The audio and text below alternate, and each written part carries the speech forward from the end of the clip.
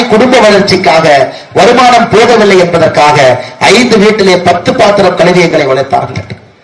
அந்த பையன் நரேந்திர மோடி 1950 பிறந்த அந்த மனிதன் 17 வயசுல வீட்டு விட்டு போய் இந்தியா முழுவதும் சுத்தி RSS இயக்கத்துல 18 வயசுல சேர்ந்து 35 வயசுல பாரதிய ஜனதா கட்சிக்கு வந்து 9 ஆண்டுகள் அமைப்பு செயலராக இருந்து 99 அகில இந்திய செயலராக மாறி 2001 அக்டோபரில் குஜராத்தினுடைய முதலமைச்சர். அப்ப தகுதிங்க ஐயா, தகுதி.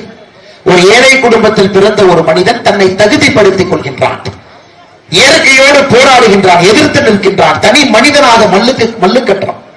அந்த மனிதன் தன்னை தகுதிப்படுத்தி இந்தியாவுடைய பிரதமராக நாற்காலியிலே மே 30, 2014 அமர்ந்த பொழுது 64 வயதிலே முழு தகுதியோடு ஒரு மனிதன் நம்முடைய நாற்காலியிலே வந்து அமர்ந்தான். இதை போன்ற தற்கொலை இல்லாங்க ஐயா.